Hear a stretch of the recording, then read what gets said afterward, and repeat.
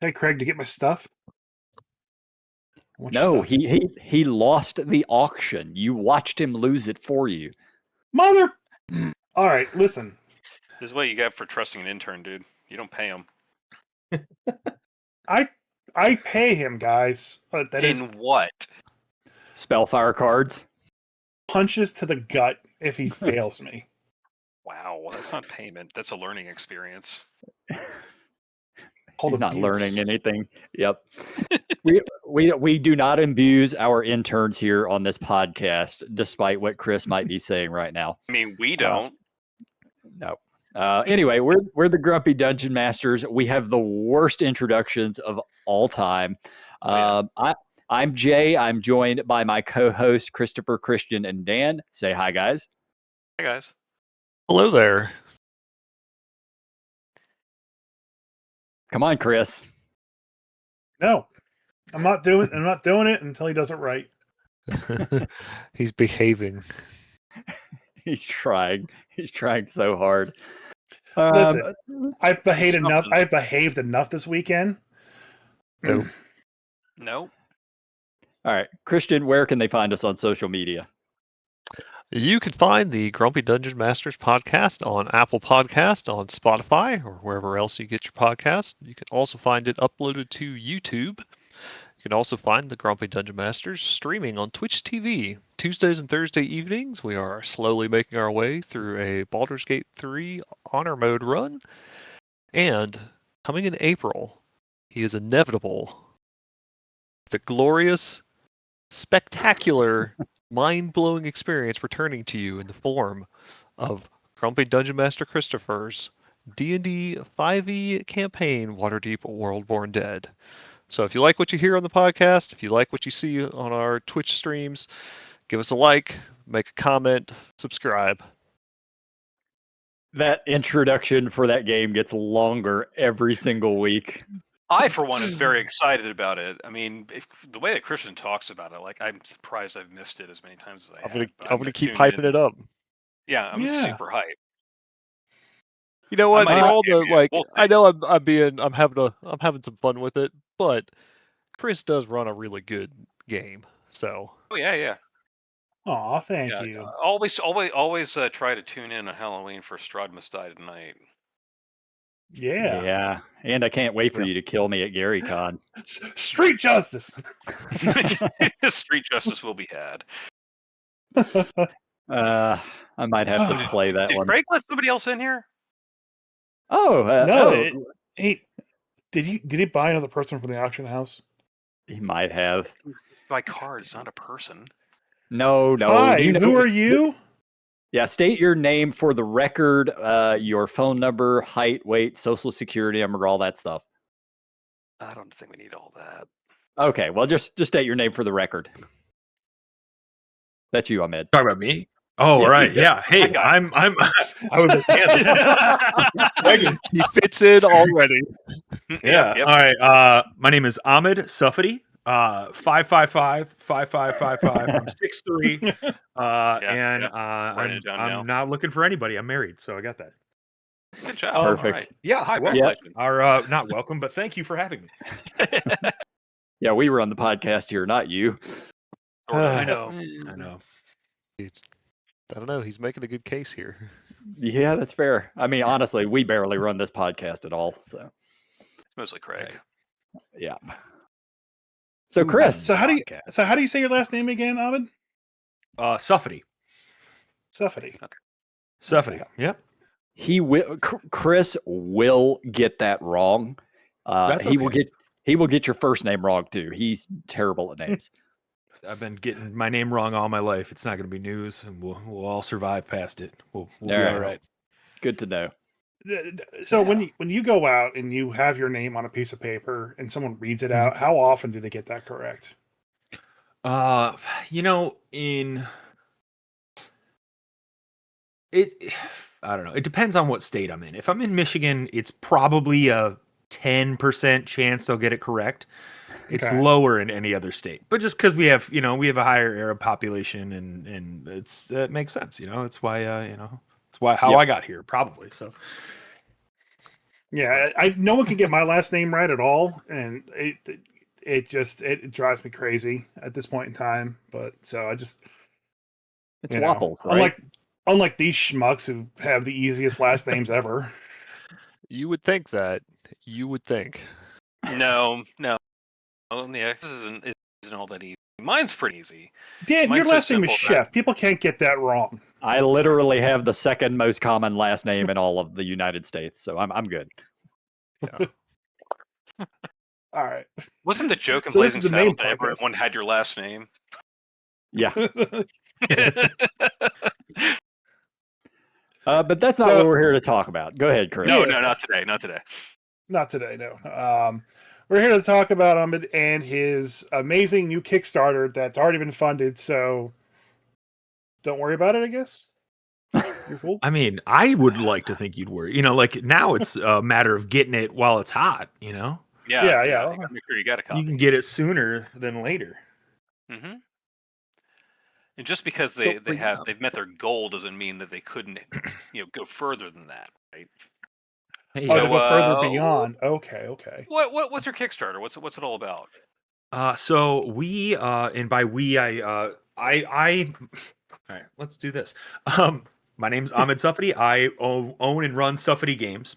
I publish RPGs. I also make wooden game accessories, DM screens, dice boxes, that kind of stuff. My design partner in this venture is Jay Yamil, who also publishes RPGs. We collaborated on Tales from the Tape Deck. It's a music-focused TTRPG, and it's just rules light, easy to play, and it all fits inside a tape cassette box. So it's highly travelable. Ooh, I don't know if that's a word, but yeah, you can take it anywhere. It's we Yamil chatted with me one day, and he's like, "Hey, I went to this thrift store. I found all these tape cassette boxes. You think we can put a game in here?" And I was like, "Yeah, let's do it. On board."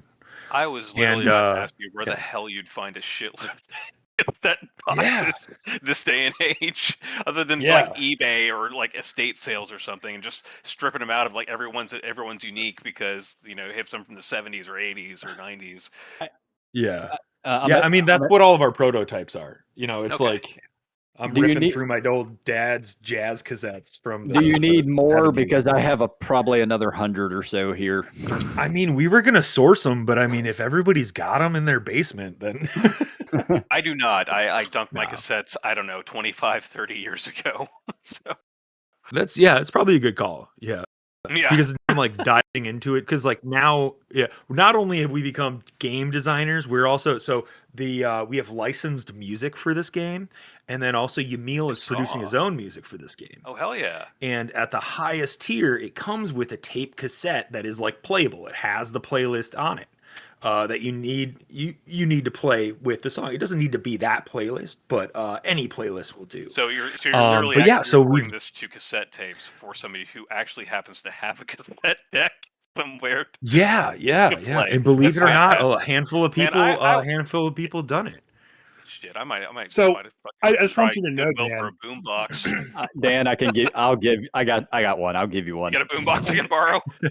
Of course I do. Did you forget who you're talking to? Yeah, you're right.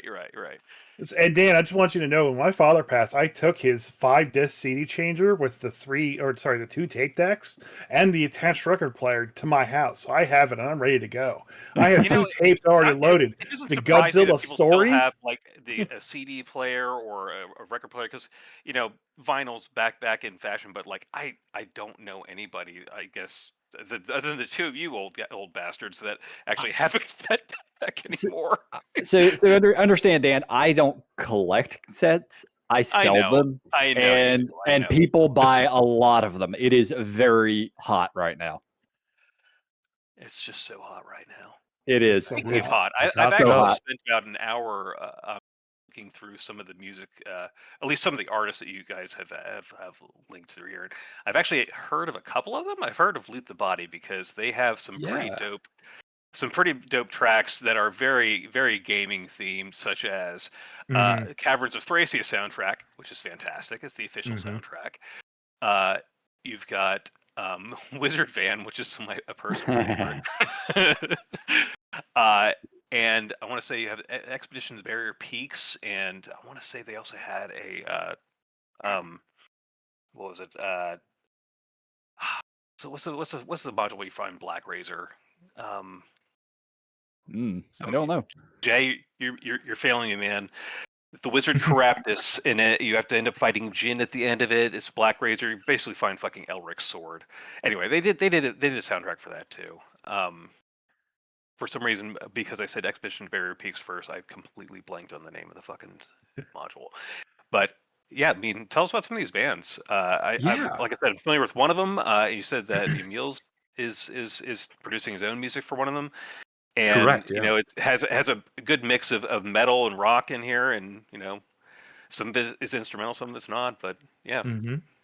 So when we're talking about, I want to explain the playlist real quick, but yeah, when we're talking about playlists, basically, you play this game. It's a TTRPG that you're going to play within 2 hours, and you have an hour-long playlist, and you play it twice, and that acts as your timer for the session.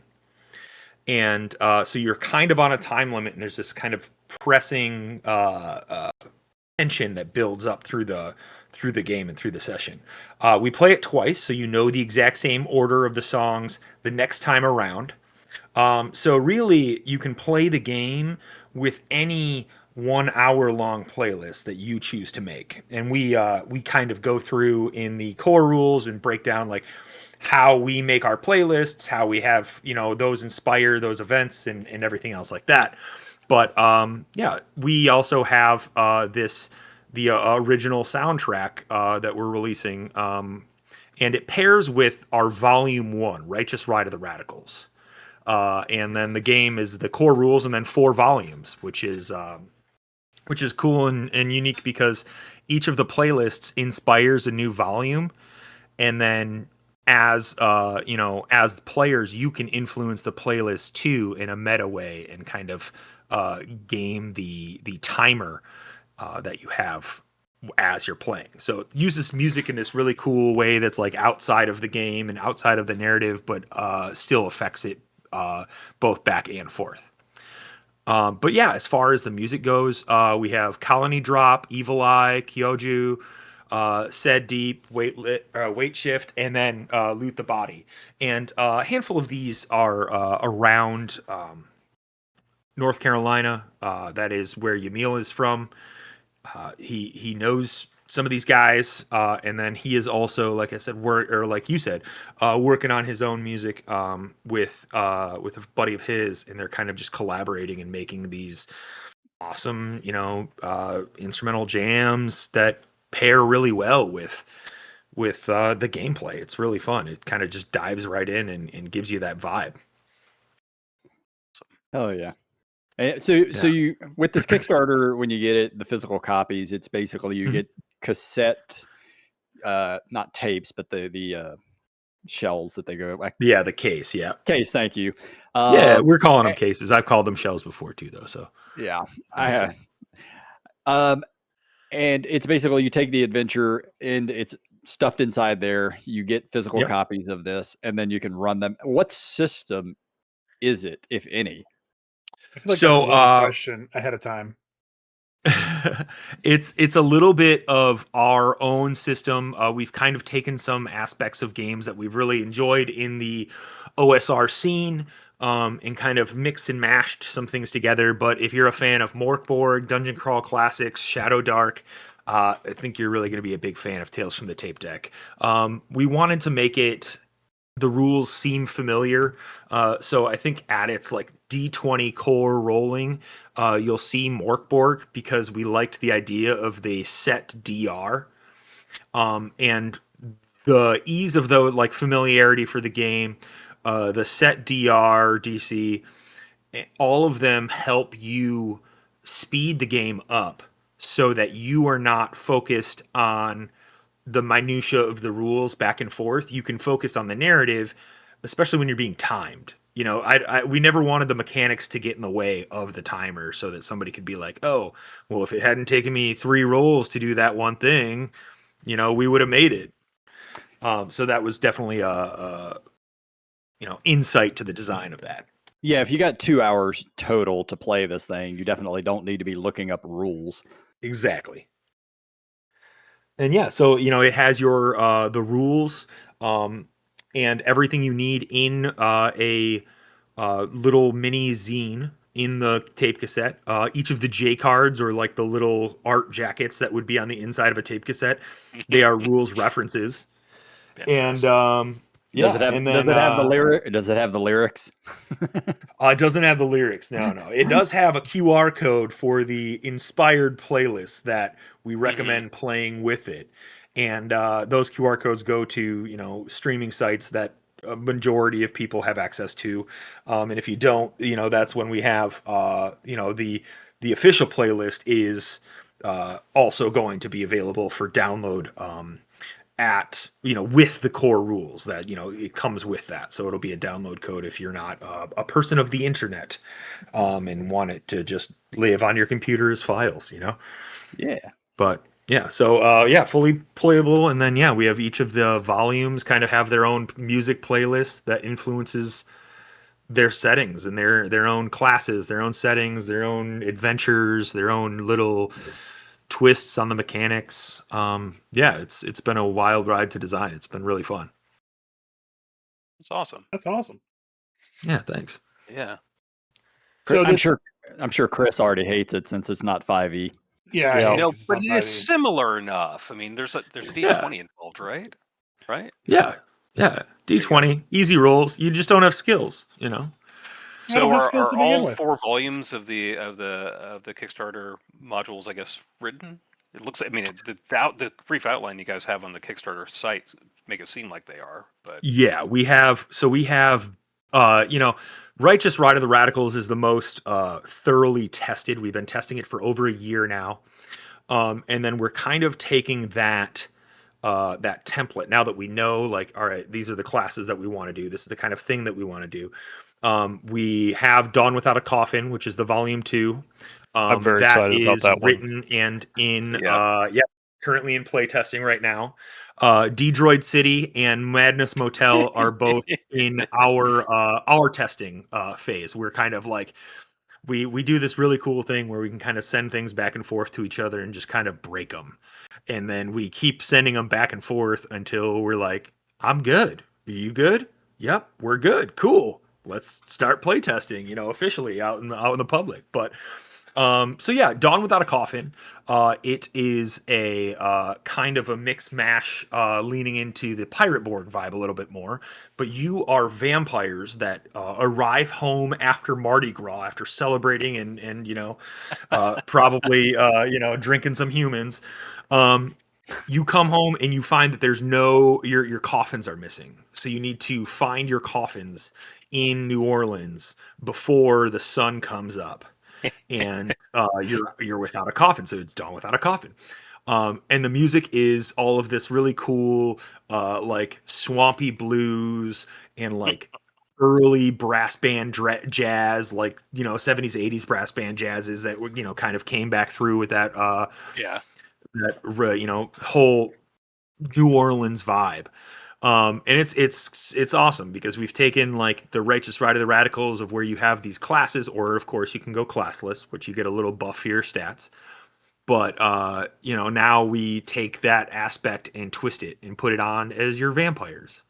And then we kind of do the same thing with Droid City. Is a reverse heist. You are a now sentient android in New Detroit, and you need to get to the android facility, upload your code so all androids can be sentient and you can free, everybody. And then Madness Motel is it's a depth crawl.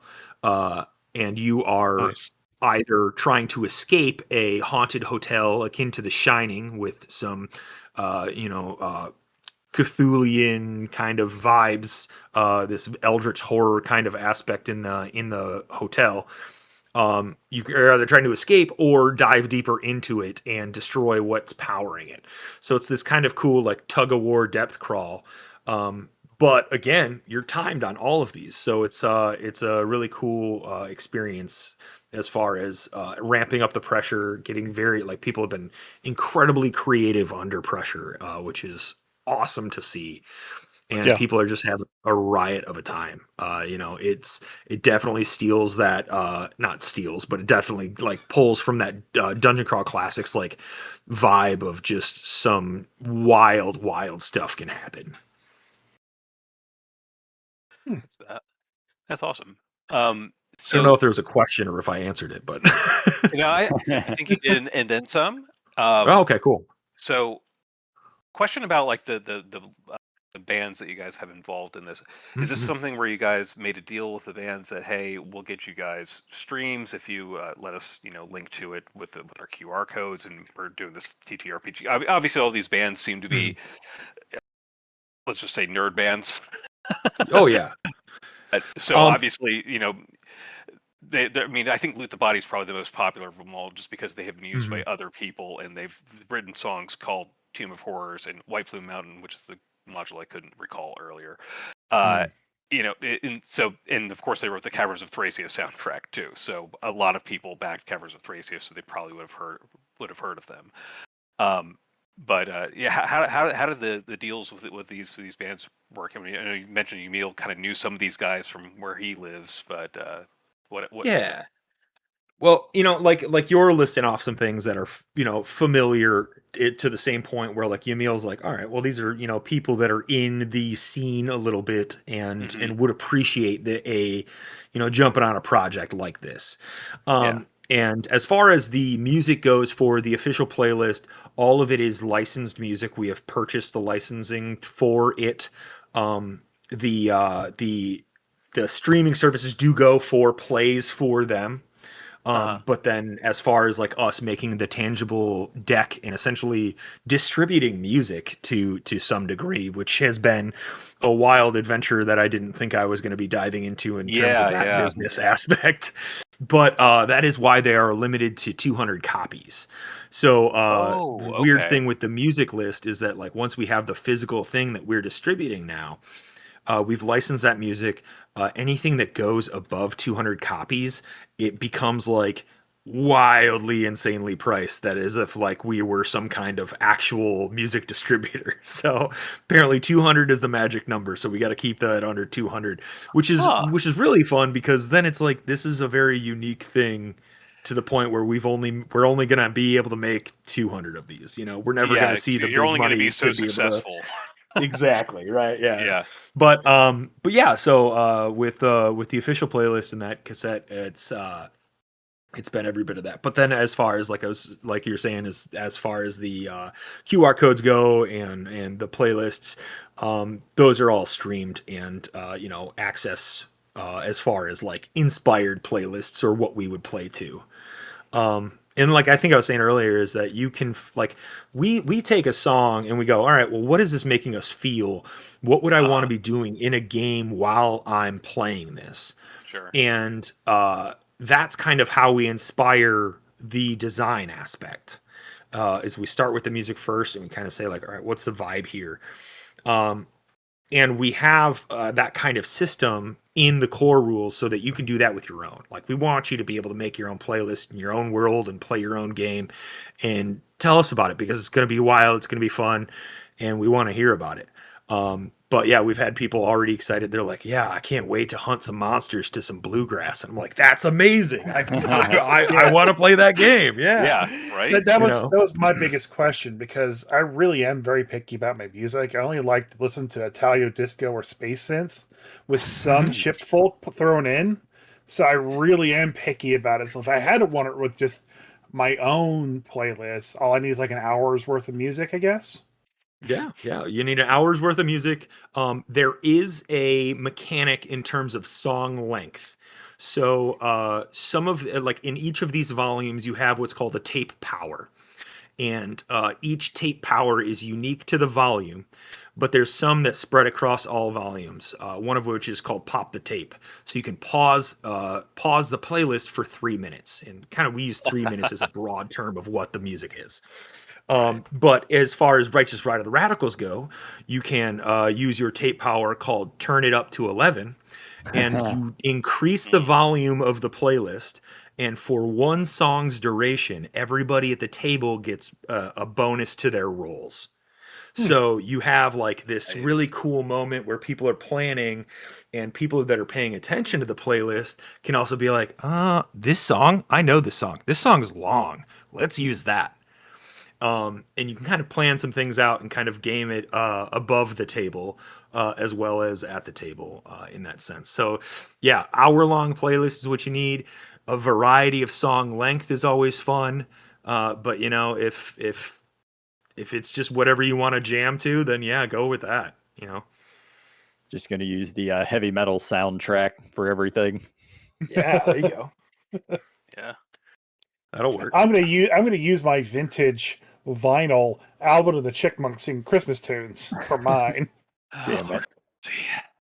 It's so funny that like Yamil keeps pulling me back, and like, you know, especially during the holidays, I was like, oh my gosh, we can do a Christmas one. Oh my gosh, we can do this, and I'm getting all excited.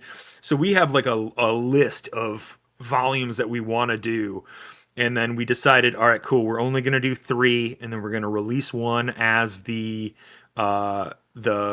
quick start, and then slowly that quick start turned into a real volume. We pivoted, and then now we batch together the core with volume 1.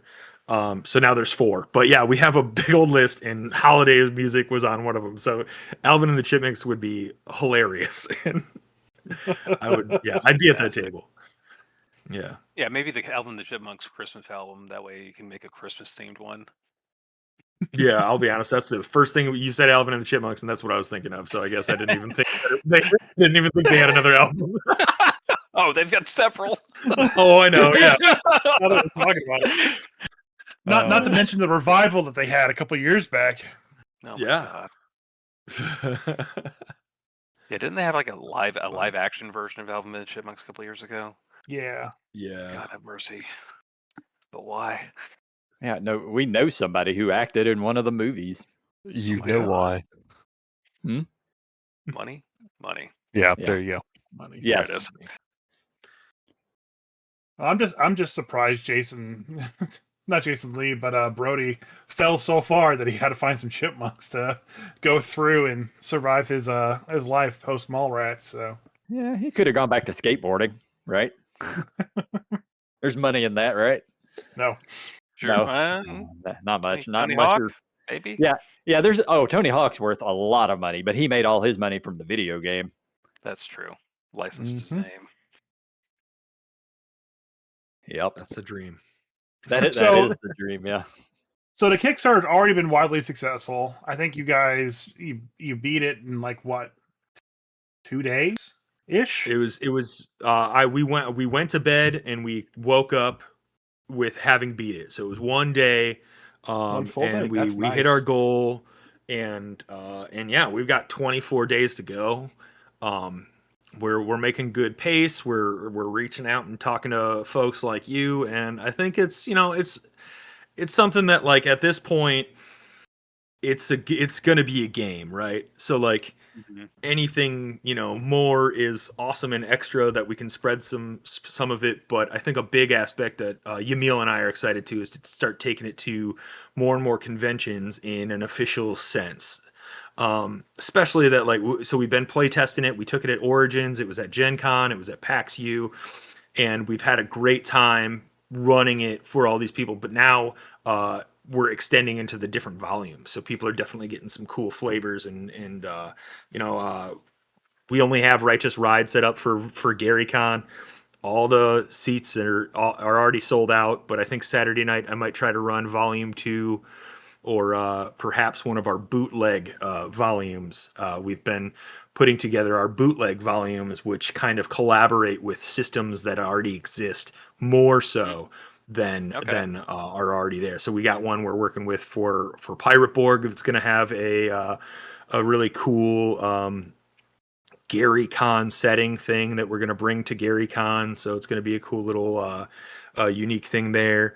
We're working with Dark Space, which is the out GMing the world's outer space hack on Shadow Dark. Man, what are we? We got a bunch. We got a big old list of stuff that we're just like, yeah, this could work. This could work. This could work. And it's all that OSR vibe and that easy, simple rules, because we find that that's like really a good space to get. It's a lot of people that end up liking that kind of music or music in general that we all kind of share with, but it's also easy to play, easy, fast to learn, easy to jump in kind of stuff. Yeah, especially. I think. Go ahead. No, I think we're gonna say the same thing, Jay. I think this is a great game to run at conventions. Like, it's got the built-in kind of time factor to it, so you're getting people moving already. Plus, having a kicking soundtrack is always gonna just make for a good time. Yeah, it's been super fun. So, yeah, I'm going to be the Debbie Downer and ask the question: what happens when you can't hear no good? That's a fair point. Yeah. There have been some situations where our music is frowned upon in a public setting where we're playing a game or at a convention or something like that. So we use a timer, and that's simple as that. And then, if you are playing in a time or a place where you can't necessarily hear as well or can't have music, there are, like, basically the term song is synonymous for 3 minutes. So you can kind of use every bit of the game. You can use every bit of the game mechanics without having the music. However, it does kind of lose some of that vibe. We didn't want it to we didn't want it to be a gate. We didn't want to gatekeep the game or anything like that. You can absolutely play the game. You can play the game without a timer and just dive into the cool worlds too, and just keep playing for as long as you want. I've had that happen. We just were like, hey, you guys want to run another 2 hours? Cool, let's go. And then you get your quote unquote full session. And I only say that because we're having a hard time finding convention spots that are like at 2 hour marks. Like, we have to, like, for some reason, like, the drop down menu of conventions are like, oh, is your game 4 hours or 6 hours long? And I'm like, is there not another option? Like, can we go shorter? So some people expect a 4 hour game and get 2, but that just means you run two we volumes back to back. We can, we've started floating around that idea now that the volumes are at least Dawn Without a Coffin is in, like, public playtesting, we can get the other ones up. I think the other ones are real close, so we'll kind of bouncing those around right now, but it's been interesting to see that in terms of the convention scene. Yeah, because I remember when we were at Gary Con last year, we had some Dark Sun game too. We were, like, in that little tight convention room. The sound was bouncing off the walls, and I was sitting right next to the DM, and I literally could not understand a thing.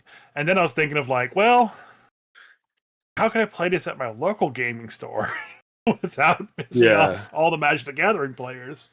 And then I was like, well, they also just play the radio all the time, so you can start the first song and just go from there.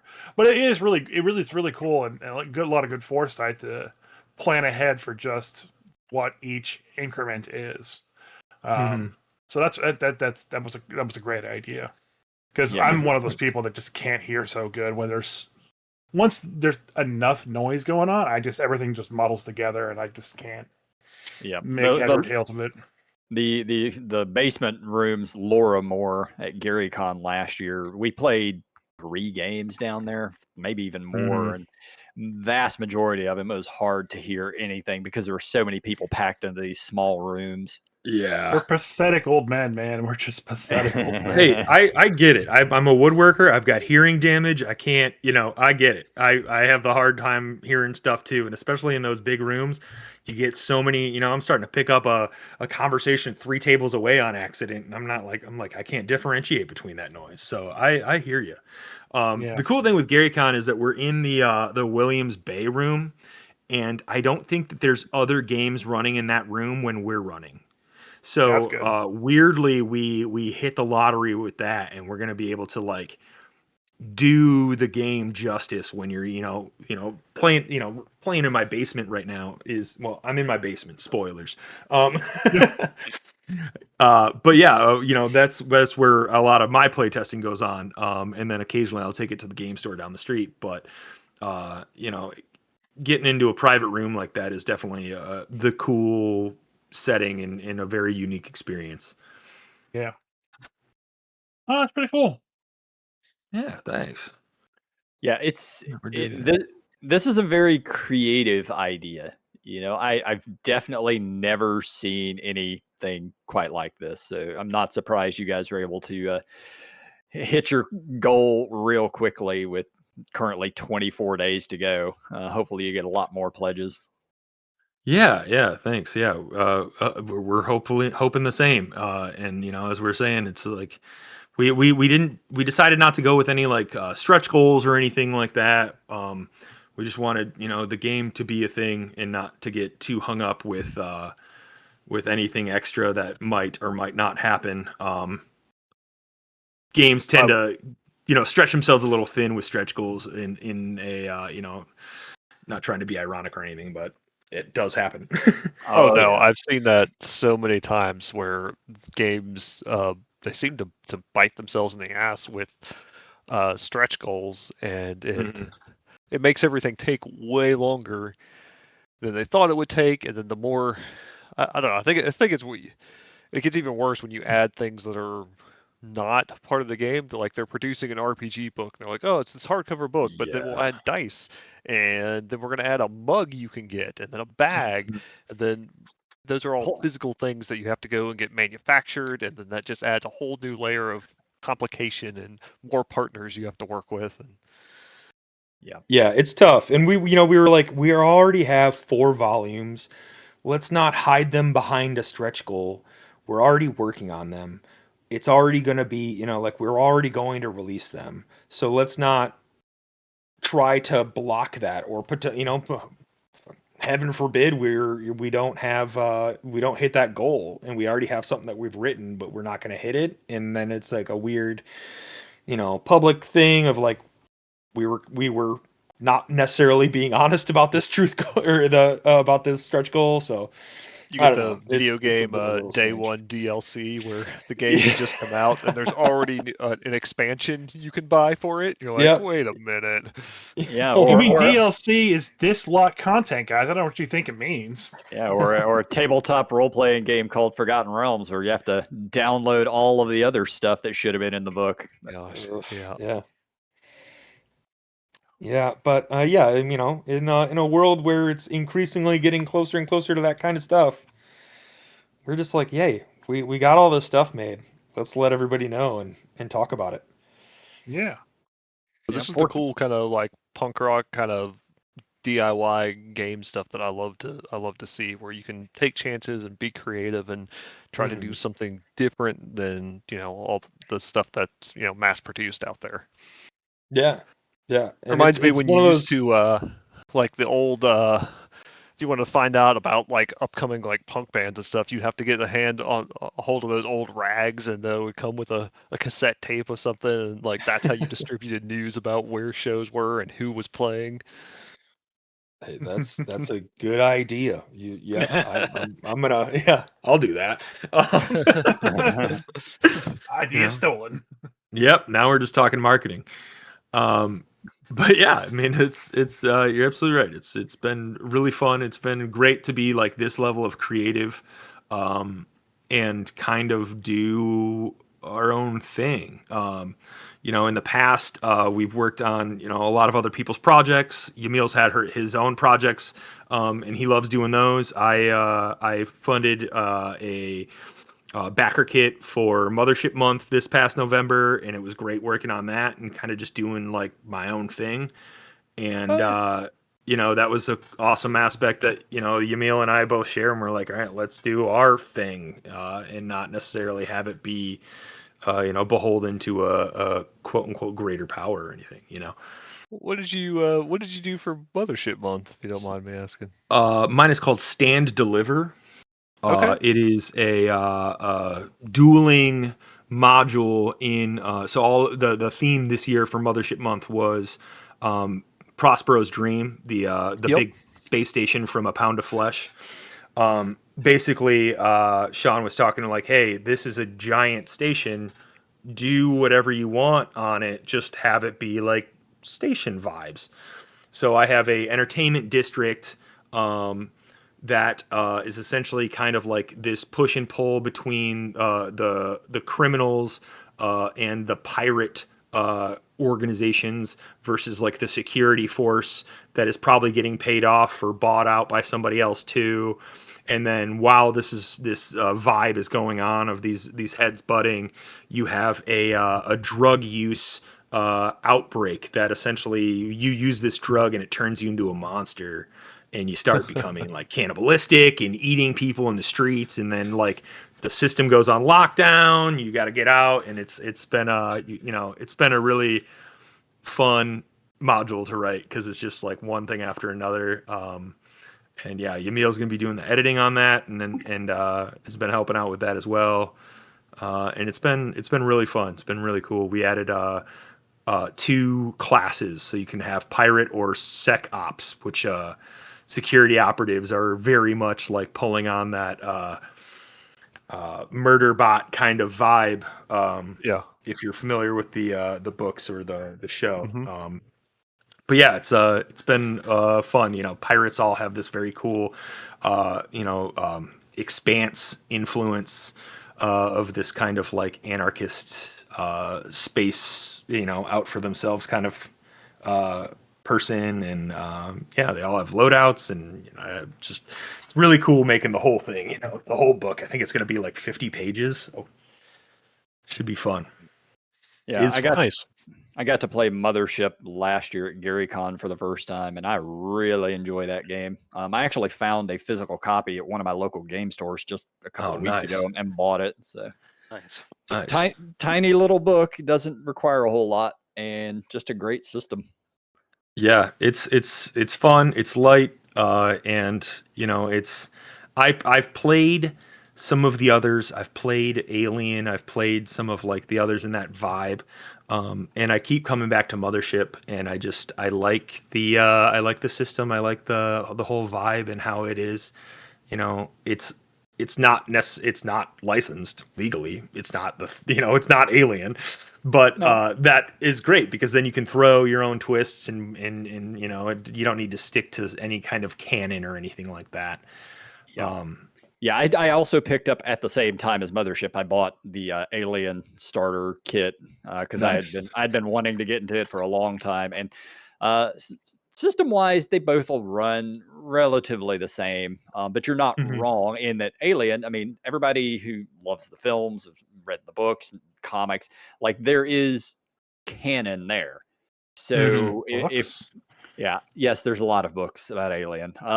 But if you playing with people, it's the reason I don't run Star Wars stuff, because I'm going to play with people who know a lot more about Star Wars. Then I'm going to say some shit or do something wrong. And it's not canon. That's not how this went. No, it is. Just fucking let me do my job.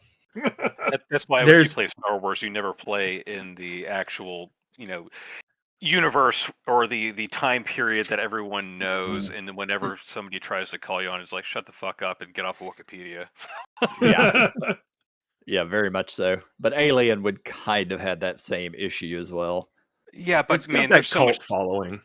Yeah, but there's so much trash in Alien 2. Like, I don't know, AVP fucking 1 and 2 and Alien 3 and 4. I mean, come on. Like Aliens and like the most recent Alien movie was great. But like I could forget about almost all the rest of them.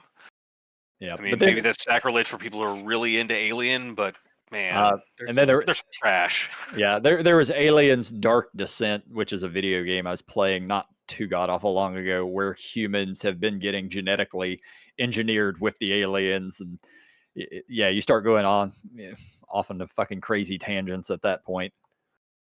Listen, I think it's one of those things that for Alien, when you're playing it so I played it the first time at my local con, UConn in Ann Arbor. I'm up in Michigan. I don't know if we talked about that. Yeah, maybe we did.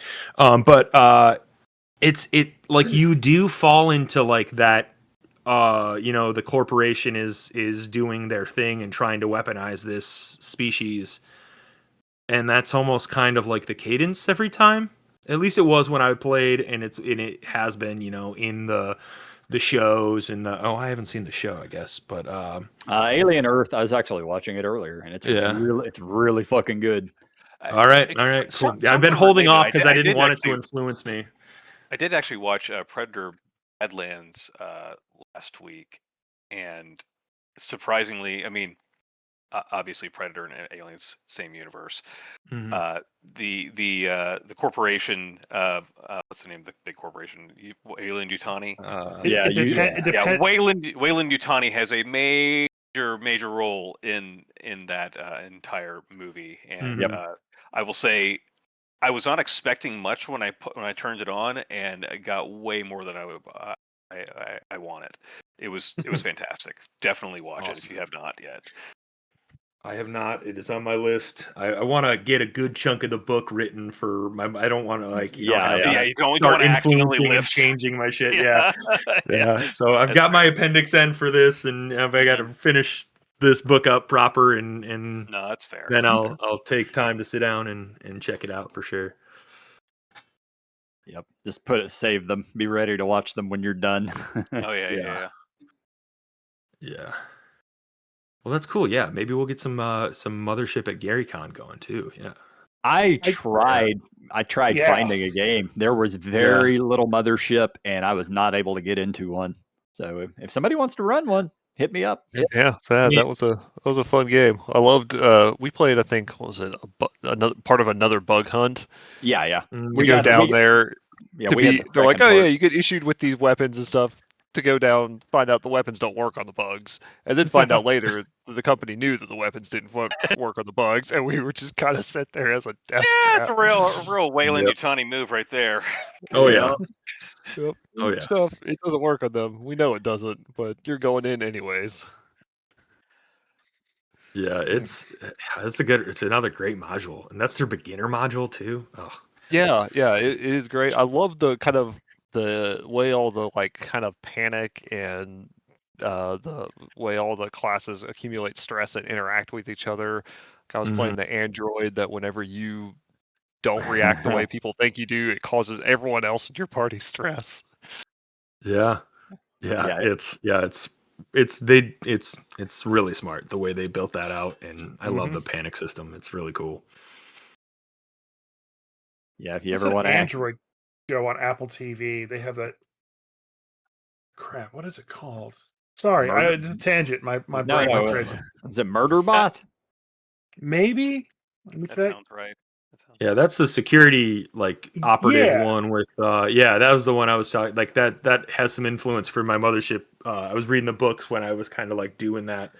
But yeah, it definitely has like that Android kind of observer / protector for like the security unit aspects.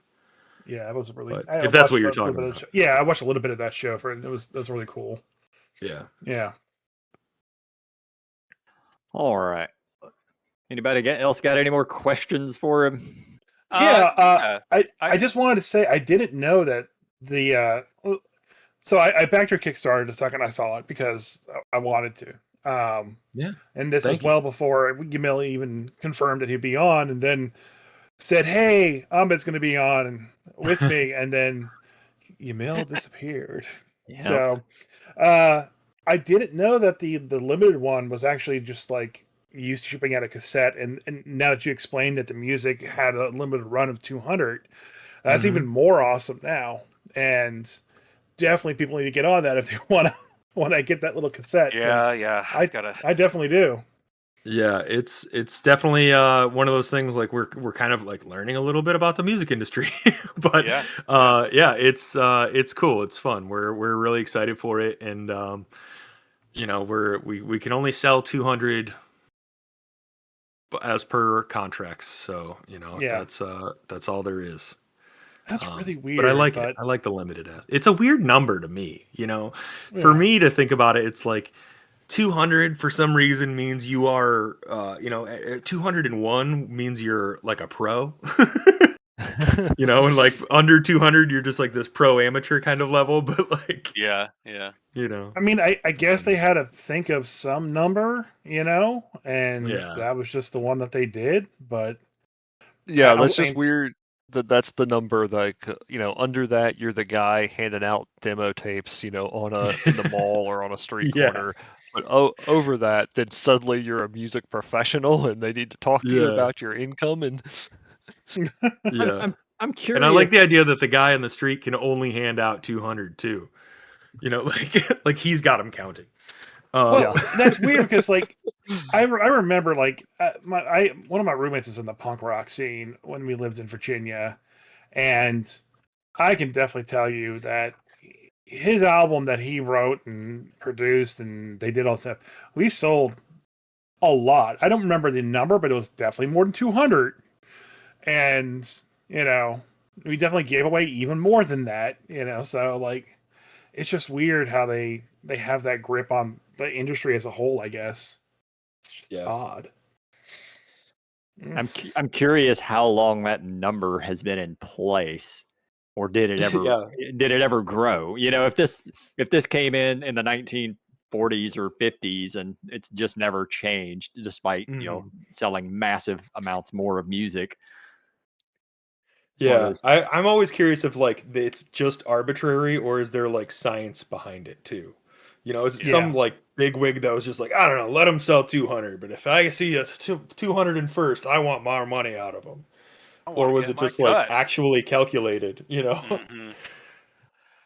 So my question, I guess I'm looking through your website, Ahmed, and I stumbled upon your entry into the Appendix N Jam and looking at it right now. It's pretty sweet. Yeah. If you guys haven't downloaded it yet, the Howling Blade. It's a Morkborg / I guess Pyroborg adventure, and it seems familiar because Yumil actually submitted a couple of things for us to read, and it's in that sort of the threefold or the trifold brochure format, which I think is very clever. It's very simple, and you can fit a lot, especially for a Borg style game on it. But the layout is really beautiful, and it seems very thematic. I mean, I feel like I could probably steal this and run it, for somebody who's trying to play through like an Icewind Dale sort of campaign or something like that, just the way that this thing's set up. But yeah, it's really, really cool looking if you guys haven't looked at it yet. And it's free. Go ahead. Yeah, it's free. And I also see a note on itch.io that you have adapted it for your new Tales from the Tape deck, a music TTRPG. Yeah. So you got a playlist for that one yet? I do, but it's essentially right now. It's just Mick Gordon's Doom playlist that was coming out. That like the metal playlist from the game that came out some odd years ago. Yeah. We should probably do something a little bit more serious. But anytime I run it, it's just been that because I don't know. It just feels like very. Toward like I don't know, the Howling Blade has this aspect of like you're driving towards this climactic epic campaign end, and you can start with it there or you can build up to it, but it's definitely meant to be like higher level play, I guess. I don't know. But yeah, it's like a big old climactic metal, fighting the four horsemen kind of thing. So yeah, I love some of these Elder's Treasures you have here, especially the Arcane Scroll of Rhyme Whistle, that allows you to summon a D2 Wendigo. Thanks. Yeah. Fantastic. Doesn't say that they're on your side, but they're definitely there. No, yeah. Deliberate. Yeah. That's a very deliberate word. Yeah. Whether that was intentional or I ran out of room and layout, we'll never know. No, it's simpler than no, that was definitely I think I just learned about for some time I've went to these conventions, all these conventions I'm talking about with Imagining Games, who I wrote with the Chew the RPG and then the Chuniverse expansion, and there was a game they came out with, or rather they licensed from the UK, called what is it called? Broken Tales. It's called Broken Tales, and it's like this switch on like fairy tales. So you play the big bad wolf from Red Riding Hood, and you play all these opposite kind of roles. You're still the good guys, but you just kind of have this other thing. And one of them is that Captain Hook can call his alligator. He calls the alligator, but it doesn't say that he's on his side. It's just you just call the alligator into the room. It's like, well, there's hell breaking loose right there. However useful that is. And don't mind Chris. You mentioned alligator, and the last time he played Pirate Pork, he was actually eaten by an alligator, and by an alligator I mean he was eaten by Jay's character, who thought he was an alligator, I believe. Yeah, as long as you get it right. I was eaten by Jay, who thought he was an alligator. Look, all I'm saying is don't snort undead dust. Probably shouldn't. Yeah, doesn't go well. Yeah. You were hyped up to fucking snort that the entire time we played, though. I did nothing the entire game. Nothing. And then we get to the last fight, and then I hit that stuff, and it did not do what I hoped it was going to do. Yeah. You know what? It did even more than we could have hoped for. Yeah, it did. It was fantastic. But Chris, that just means when they play in your game at GaryCon, you have to make sure that Jay gets killed by a crocodile. Hell yes. Yeah. I got a mind master all waiting for him. Oh No, it's got to be a crocodile. Nope. I got a mind master. I'm riding a crocodile. I want Jay sleeping in his hotel room, worried a mind master's about to stab him for real. Until that day happens, he's going to get killed by mind masters. Every time. Yep. I'm just gonna have to not play in your games. Unfortunately, I have to play in the Keshinar one because I'm already signed up. But nah, I'm gonna count. I'm gonna have a Dwagar there. Don't worry. Yeah, just get me out early. Get me out early. Oh, yeah. All right, so you guys wake up in a tavern, and Jay, you're dead. You take 1 point stabbing damage and 700 psychic. God damn it! Again. 700 psychic. 700. So Ahmed, how was it starting your own publishing company? Since you took your last name and made it a company. Yeah, right. It's been a wild ride. So I used to work for a company called Dogmite Games, and we made wooden tabletop accessories, DM screens, dice boxes, that kind of thing. Mm-hmm. So around 2023, I don't know why I said 2000. That sounds weird. 2023, the company had to shut its doors. At the time, I was the director of design and development, so I would take a project from idea to all of it, and then train the staff, and then it would be like a project that would be, or a product that we'd be able to sell. At one point, we were floating around the idea that all right, let's start releasing adventures, so that you have this screen, and then you get a free one-shot adventure for it or something. And I started writing adventures for those, and then we shut our doors. So I had all these adventures kind of written, and I was like, well, I may as well put it out there, and if I'm doing this and I like doing it. Let me, here's a big one that I mashed 2 of the adventures together and released, and that's Union of Dragons. And that was my 5e adventure, and I was just here's proof of concept, and I started talking to other people about whether they had writing opportunities when I was going to all these conventions. And at the time, I was just volunteering for booth work at a friend's company, Rose Gauntlet. Rose Gauntlet makes a bunch of board games, and then there's the Rose Gauntlet Foundation, which is a group that focuses on supporting underrepresented groups and people in the industry too. So then it kind of fell one thing into another of all right, well, if I'm going to make my own dice boxes and stuff like that after the company closes, and I'm already writing all these things, then why not put them all together and try to cut out my own little slice of pie of the industry so that I can, not have to have a real job. And that's been the goal since, Real quick, Chris, your cat is snoring into the microphone again. Good. That's what the people want. Yeah. That's what that was. Is I that thought Chris was snoring. Nope. Yeah, it's his he's like, cat. I'm so bored of this. Ugh. I was like, Did I can ask the finish last up. question? The best part is, too, guys, it's just a little bit behind the scenes for me. He hopped up here not just like 2 minutes ago, went down in my arms, and usually he just sits there for a little while, and then he nods off, and, you know, by the time the podcast is later, he's then snoring, but he must be super tired or something, because he hopped up here comfy and then started snoring immediately. So, Had a busy day. Cold. Yeah. oh, you had a busy day sleeping in your cat bed. Yeah. Sorry, didn't mean to interrupt. Continue. Okay. I mean, I think that's it. You know, Yeah, then okay. I started, meeting people and writing on games and making my own and yeah, one thing kind of fell into the other and being a part of the biz. Yeah. It's been fun. It's been wild. Yeah. So what's next for, I guess, your company? Man, yeah. Well, I'm working on a new dice box design, implementing like a tray and dice, like a dice box itself, so you can hold and roll.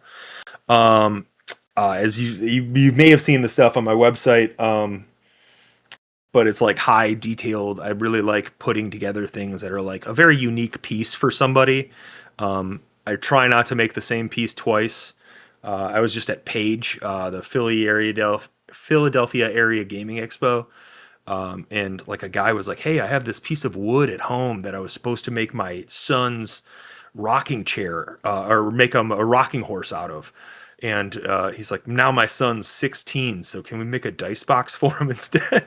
So he gave me a piece of wood, and now I'm making a dice box for him, and it's just really cool, like to have that unique kind of piece for somebody. And that's really what I try to do, is like make the most unique, cool, one of a kind items. Is there And then any as far way? as go ahead. Sorry, is there any Okay. way you could make me a shillelagh where the Yeah. knot at the end of the shillelagh is a big giant D20 that's Yeah. long enough that I can smack players in the head when I don't like what they do? Absolutely. Yeah, Okay, that's great. way doable. Oh yeah, Yeah. yeah. Yeah, I mean, I do maybe a lot have of like laser work and CNC and stuff like that, so I can really turn a lot of whatever you want into a thing that you can hit your players over the head with. Oh yeah. so could we like set it up too? So like when I brain them, the Grumpy DM logo like just sticks in their forehead forever. Oh yeah, we can make that work. Yeah. Okay, great. Yeah. Yeah, All right, we'll talk after. Yeah, Chris Yeah. has a really long. If you're at his table, don't think he can't reach you. He has a long reach. Yeah. Well, yeah. Now with the shillelagh too, he'll be able to hit 2 or 3 tables over. Yep. Yeah. The other com's got to Just run out. 3 Watch out. tables over. What's going on? Whack. Yeah. Oh, And then yeah, as far as writing and stuff goes, I'm currently writing for the Wardens of the Eastern Marches, which is the Gamehole Con Publishing or Gamehole Publishing, the organized play. Writing their season on their season 2, so that'll be available at Gamehole Con this year, and then after on the site. And I just finished up on a section for the Cosmere RPG. Oh, okay. And then That's the Brandon Sanderson one. that is the Brandon Sanderson one. Yep. Yeah, it's been fun. And then and then after that, I've got we got plans for Tales from the Tape Deck, all these other volumes. Hopefully, I'm thinking I'm gonna participate again in Mothership Month next year and just kind of keep this little train going. I've also got like 10 games on the back burner somewhere.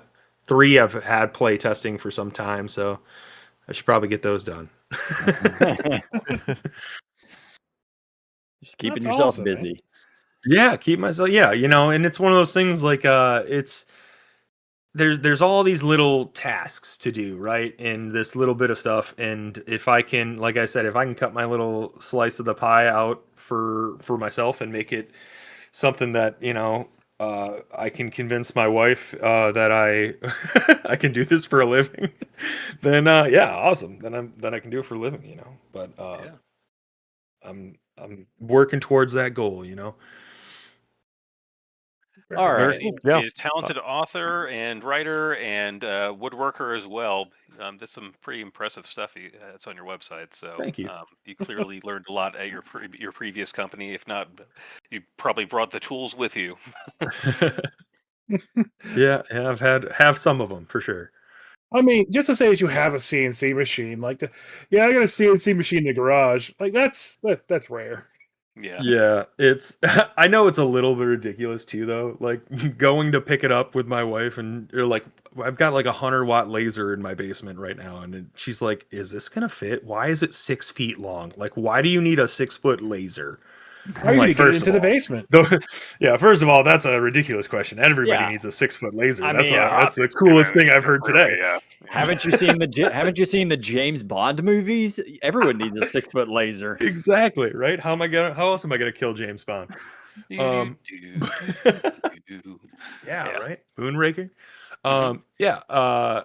But yeah, it seems silly, but it is fun. It's cool that I have these tools and know how to use them and can make cool stuff with them, and hopefully people want me to make cool stuff for them. So, hell yeah, man.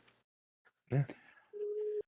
All right, so we are a little over an hour at this point. So before we wrap up the podcast, we always ask our guest to give some sort of a grumpy story because we are the Grumpy Dungeon Masters and it's what we do.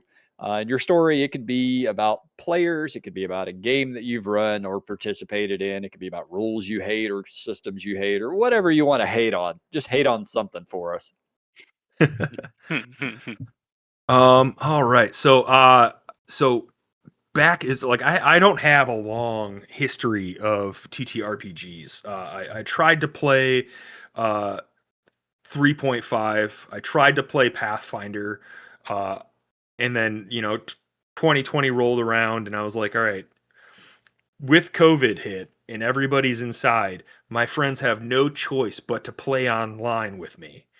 There's nothing they can do. So we started a 5e campaign, and it was just like 3 couples. So the 6 of us playing these games, and they're some of my best friends, and they're also all jerks in some way. 2 in particular, if they're listening, they know. And they're just in. But you know what? I thank them every time I GM because now I feel like I'm invincible. I've cut my teeth on these assholes that I call friends, and no, nothing else can nothing else can hurt me anymore. But yeah, I think I'm gonna hate on them a little bit because man, did they put me through the ringer? I feel like when I was like just learning and I'm like trying to learn the rules and these are veteran players compared to you. No, they're brand new. They wanted to play the game of what can Ahmed think of next? Like, let's try to put that on them. And I'll say, like, now looking back at it, thanks. It was so cool. I feel like I'm a better GM and GM for it. Because they forced you to improv. Because they forced me to improv. They forced me to be creative. And it was like one of those things that like not a lot of people get that push, especially early on, especially like when they're starting. But it was extremely stressful. And I feel like they blame me for some of their choices and everything like that in the game. Like one guy burned down a bakery because he thought a hag was running it and it was just a normal bakery that was making, so he's like, oh yeah, let's just burn it down. And like just the most ridiculous actions, every time you're like, yeah, this is the player's going to do this. And then something shifts and pivots, and it definitely kind of broke that aspect of like, this is a game I'm going to tell my friends versus this is a collaborative game we're playing together. So it's a little bittersweet. Are they jerks? Yeah, 100%. Do I love them? Yeah, I have to. Yep. They're your jerks. They're my jerks. Yeah, exactly. Yeah, I as somebody whose players have murdered a shopkeeper and then burned down the pet store that he was running, I feel you. Yeah. It was just like, what's behind this corner? And I'm like, we're not talking about that corner, guys. We're not going over there. We're not going to go down that alley. And sure enough, he's like, I walked down the alley. What's there? What do you got now? Yep. That's great. Yep. It is. It's fun. It's I still like them. They're still my best friends. Didn't break any relationships. Do I play as much with them? No. But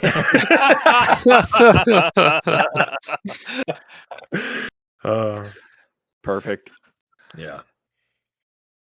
All right. Well, we much appreciate you coming and hanging out with us for this hour. Anybody have any last words? Coin Wow. Laven. Perfect.